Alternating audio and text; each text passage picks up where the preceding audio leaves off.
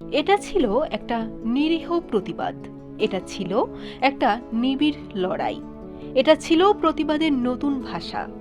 এই কথাগুলো আজ শুধু বক্তব্য নয়, এ যেন অপমানের আগুন থেকে উঠে আসা এক নারীর পুনর্জন্মের ঘোষণা।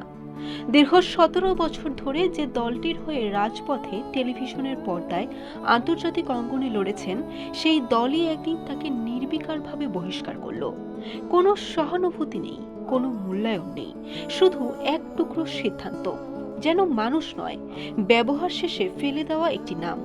কিন্তু ইতিহাস বারবার প্রমাণ করেছে, অবমূল্যায়িত মানুষই সবচেয়ে ভয়ঙ্করভাবে ফিরে আসে। ব্রাহ্মণবাড়িয়া 2 আসনে হাস প্রতীক নিয়ে স্বতন্ত্র প্রার্থী হিসেবে দাঁড়িয়ে রুমিন ফারহানা দেখিয়ে দিলেন, দল নয়, জনগণই আসল শক্তি। 1,18,547 ভোট, 38,000-এরও বেশি ব্যবধান।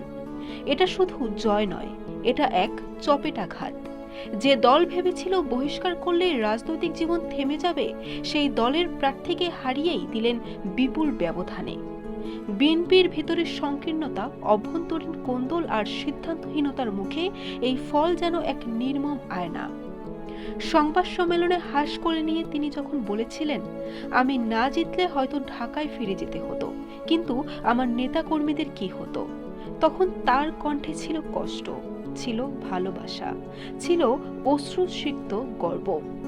তার নেতাকর্মীরা ঘরে ঘুমাতে পারেননি, বছরের পর বছর শ্রম দিয়েছেন, আর সেই মানুষগুলোকেই বহিষ্কার।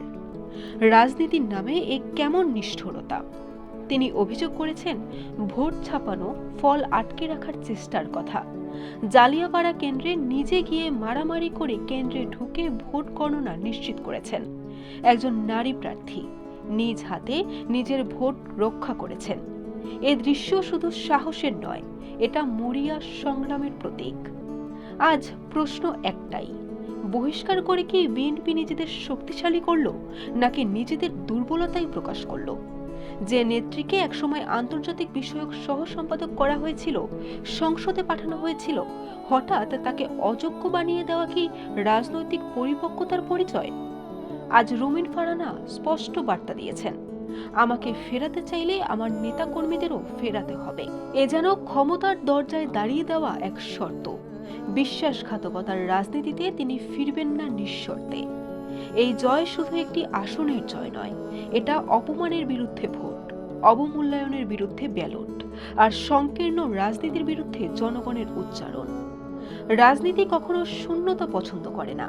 যেখানে দল ব্যর্থ হয়, সেখানে জনগণ নতুন নেতৃত্ব খুঁজে নেয়। রুমিন ফারহানার এই জয় হয়তো শুধু একজন নারীর নয়, এটা একটা ভাঙনের রাজনীতির বিরুদ্ধে জনগণের নীরব বিদ্রোহ।